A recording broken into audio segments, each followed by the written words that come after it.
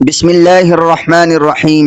السلام علیکم ورحمۃ اللہ وبرکاتہ۔ امید ہے آپ سبھی حضرات خیر و عافیت سے ہوں گے۔ معزز ناظرین، آج ہمارا علم النحو کورس کا تیسرا سبق ہے، یعنی ہم جو علم النحو کورس میں آپ کو نحو کی کتاب جو کہ مشہور کتاب ہے تدریس النحو پڑھا رہے ہیں، اس کا آج ہمارا لیسن نمبر سبق نمبر 3 ہے۔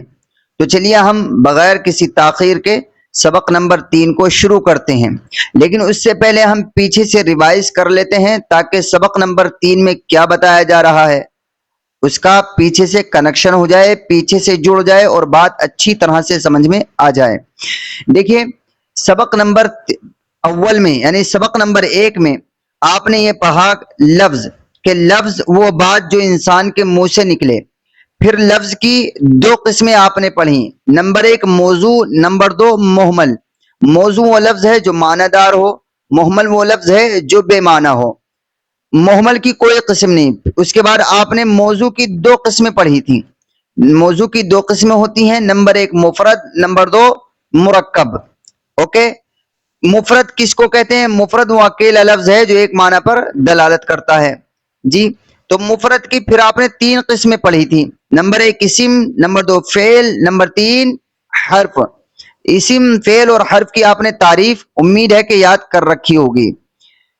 اس کے بعد میں مرکب رہ گیا تھا، تو آج کے سبق نمبر 3 میں آپ مرکب پڑھیں گے، یعنی موضوع کی 2 قسمیں ہوتی ہیں، نمبر 1 مفرد، نمبر 2 مرکب۔ تو مفرد تو آپ نے سبق نمبر 2 میں پڑھ لیا ہے ماشاءاللہ۔ سبق نمبر 3 میں آپ موضوع کی دوسری قسم مرکب، اس کو پڑھیں گے۔ تو آپ سے گزارش ہے کہ آپ توجہ کے ساتھ سبق کو پڑھیں اور یاد کرنے کی کوشش کریں۔ تو چلیے شروع کرتے ہیں۔ دیکھیے، موضوع کی 2 قسمیں ہیں، نمبر 1 مفرد، نمبر 2 مرکب۔ تو یہاں سے جو ہے مرکب کا بیان شروع ہو رہا ہے۔ کہتے ہیں کہ مرکب وہ لفظ ہے جو 2 یا زیادہ کلموں سے مل کر بنے۔ دیکھیں، مرکب کے معنی جو آتے ہیں پیارے قارئین، مرکب کے معنی آتے ہیں جوڑنے کے۔ ایک سے ایک ہوگی تو سنگل ہے، ایک سے زیادہ 2 3 4 جو بھی چیزیں ہوں گی تو وہ ظاہر ہے مرکب ہے۔ 2 سے زیادہ جتنی بھی چیزیں ہوں گی وہ کیا ہو جائیں گے؟ مرکب۔ میں اسے بہت آسان مثال سے آپ کو سمجھاتا ہوں۔ دیکھیں، آپ نے اگر نورانی قاعدہ پڑھا ہوگا، نورانی قاعدہ، تو نورانی قاعدے میں شروع میں جو الفاظ آتے ہیں وہ آتے ہیں الف، با، تا، سا، جیم، الگ الگ۔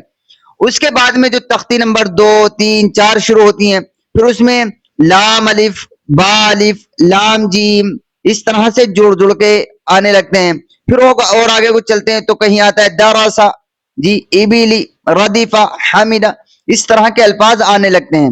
تو جب تک یہ الف، با، تا، سا سنگل لکھے ہوئے تھے الگ الگ، تو وہ تھے مفرد یعنی الگ الگ۔ اور جب یہی الف، با، تا، سا جڑ کر ایک ساتھ آئے تو ان کو کیا کہہ دیا؟ مرکب، یعنی آپس میں اب جڑے ہوئے ہیں، ایک سے زیادہ ہے۔ بس اسی کو آپ سمجھ لیجئے کہ مفرد وہ ہے جو اکیلا ہو، تنہا، جیسے زید یہ جو ہے اسم ہے اور جی اکیلا ہے، تنہا ہے، تو اس کو کیا بولیں گے؟ مفرد۔ زید تو اکیلا ہے، اور اگر زید کے ساتھ کچھ اور بھی ملا دو، جیسے ضرب زید، زید نے مارا خالدن، خالد کو، تو اب جو ہے یہ پورا سینٹینس بن گیا، ضرب زید خالدن، یہ پورا جملہ بن گیا۔ ابھی اکیلا نہیں رہا نا زید، اب پورا جملہ بن گیا، ضرب زید خالدن، تین جملے ہو گئے، 3 حرف ورڈ اس میں کے اندر آ گئے۔ تو جب 3 لفظوں سے مل کر یہ جملہ بن گیا، 3 کلموں سے مل کر، تو ظاہر اب اکیلا نہ رہا، اب تو ایک سے زیادہ ہو گیا۔ تو جب ایک سے زیادہ کوئی چیز ہو جاتی ہے اس کو کیا کہتے ہیں جی؟ اس کو مرکب کہتے ہیں۔ تو اسی کو یہ بیان کر رہے ہیں کہ مرکب وہ لفظ ہے جو 2 یا زیادہ کلموں سے مل کر بنے، جو 2 یا زیادہ کلموں سے مل کر بنے، کم سے کم 2 ہوں، 2 ہوں، 3 ہوں، 4 ہوں، 5 ہوں، 50 ہوں، 100 ہوں، جتنے بھی ہوں وہ کیا کہلائیں گے؟ مرکب کہلائیں گے۔ ٹھیک ہے، اس کی مثال دے رہے ہیں، آپ دیکھیے، القرآن محفوظ، ترجمہ انہوں نے آگے لکھا ہے، ترجمہ ہے جی قرآن محفوظ ہے، قرآن محفوظ ہے۔ دیکھیں، القرآن محفوظ، دو کلموں سے مل کر بنا، القرآن ایک اور محفوظ ایک، دو ہو گئے. تو آپ نے پڑھا کہ مرکب وہ لفظ ہے جو دو یا زیادہ کلموں سے مل کر بنا ہو. تو دو سے زیادہ تو نہیں ہے لیکن دو کلمے تو ہیں، القرآن ایک اور محفوظ دو. تو یہ دو کلموں سے مل کر بنا تو کیا ہوا؟ مرکب کہلائے گا. یعنی ایک سے زیادہ سے مل کر بنا ہے تو کیا ہو گیا؟ یہ مرکب کہلائے گا. آگے یہ سمجھا بھی رہے ہیں، اس کو کہہ رہے ہیں کہ یہ القرآن اور محفوظ دو کلموں سے مل کر بنا ہے. القرآن اور محفوظ دو کلموں سے مل کر بنا ہے، لہٰذا اس کو مرکب کہیں گے. بہت سمپل سی بات ہے، کوئی مشکل نہیں، کوئی ٹف کام نہیں ہے، بہت آسان سبق ہے. اب دیکھیے اس کے بعد مرکب کی دو قسمیں ہوتی ہیں. کتنی جی؟ مرکب دو طرح کا ہوتا ہے. ظاہر ہے جب آپ اپنی زبان سے کوئی سینٹنس بولیں گے، کوئی جملہ بولیں گے، تو آپ یا تو ایسا سینٹنس، ایسا جملہ اپنی زبان سے نکلیں گے جس سے بات سمجھ میں آ رہی ہوگی، یا پھر ایسا کوئی سینٹنس بولیں گے جس سے بات پوری سمجھ میں نہیں آ رہی بلکہ ادھوری آ رہی ہے. کبھی کبھی ہم کہتے نہیں بولنے والے سے، یار بات تو پوری بولو. کیا کہتے ہیں ہم؟ کہ یار بات تو پوری بولو، کیا کہہ رہے ہو سمجھ میں نہیں آ رہی. حالانکہ وہ ایک سے زیادہ جملہ اپنی زبان سے بول رہا ہوتا ہے، سینٹینس ہوتا ہے، لیکن ایسا سینٹینس ہوتا ہے کہ بات اس سے پوری سمجھ میں نہیں آ رہی ہوتی ہے. تو اسی کو کہہ رہے ہیں کہ یا تو جو زبان سے سینٹینس مرکب نکل رہا ہے، مرکب کو سینٹینس کہہ لیجئے سمجھنے کے لیے، تو جو زبان سے مرکب یعنی سینٹینس جملہ نکل رہا ہے تو وہ یا تو ایسا ہوگا جس سے سننے والا، سامنے والا بندہ، مخاطب جو ہے وہ پوری بات سمجھ لے، یا ایسا ہوگا اس سے پوری بات نہیں سمجھی جا رہی ہوگی بلکہ ادھوری بات اس سے سمجھ میں آ رہی ہوگی. تو اگر پوری بات سمجھ میں آ رہی ہے، ایسا سینٹینس ہے، تو اس کو کہیں گے مرکب مفید. اور اگر پوری بات سمجھ میں نہیں آ رہی ہے اس سے جو سینٹینس بولا جا رہا ہے تو اس کو کہیں گے مرکب غیر مفید. مرکب مفید کے معنی آتے ہیں ایسا مرکب جو فائدہ دے. تو فائدہ تو تبھی حاصل ہوگا نا جب اس سے پوری بات سمجھ میں آئے گی. اور مرکب غیر مفید کہتے ہیں ایسے سینٹینس کو، ایسے جملے کو جو فائدہ نہ دے. تو فائدہ تبھی تو نہ ہوگا نا جب اس سے پوری بات سمجھ میں نہیں آئے گی. کب نہیں ہوگا فائدہ؟ جب اس سے پوری بات سمجھ میں نہیں آئے گی. اوکے، تو کہہ رہے ہیں کہ مرکب کی دو قسمیں ہیں، نمبر ایک مفید، مرکب مفید، نمبر دو مرکب غیر مفید. اب نیچے جو ہے مرکب مفید کی تعریف بیان کر رہے ہیں کہ مرکب مفید کس کو کہتے ہیں، اس کی تعریف دیکھیے گا. کہتے ہیں کہ مرکب مفید وہ مرکب ہے کہ جب کہنے والا بات کہہ کر خاموش ہو جائے تو سننے والے کو کوئی خبر یا طلب معلوم ہو. کیا مطلب؟ مطلب یہ ہے جو میں نے آپ کو بتلایا ہے ابھی اس سے پہلے، تعریف سے پہلے، کہ جب کوئی بندہ کوئی بات کہہ رہا ہو، مثال کے طور پر خالد جو ہے سمد سے، عبد الصمد سے کوئی بات کہہ رہا ہے، تو خالد نے عبد الصمد سے جو بات کہی ہے، اگر وہ بات ایسی ہے جس سے عبد الصمد سمجھ گیا ہے کہ ہاں یہ کس نے کیا کہا ہے، سمجھ میں عبد الصمد کے آ گئی، تو اس کو کہیں گے مرکب مفید ہے. یہ پورا جملہ ہے، یہ مرکب مفید ہے، اس سے بات سمجھ میں آ رہی ہے.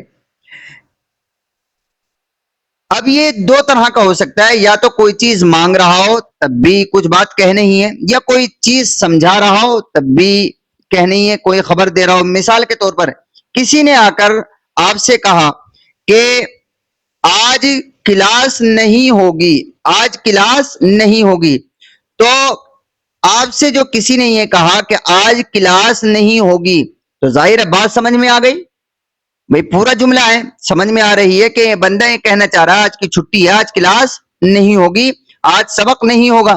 تو اس کو کیا کہیں گے؟ مرکب مفید کہیں گے. ایسے کیونکہ اس نے خبر دی نا آ کر آپ کو کلاس نہ ہونے کی. ایسی یہ ایک مثال دے رہے ہیں، دیکھیے خبر کی مثال، جیسے زید عالم، زید عالم ہے.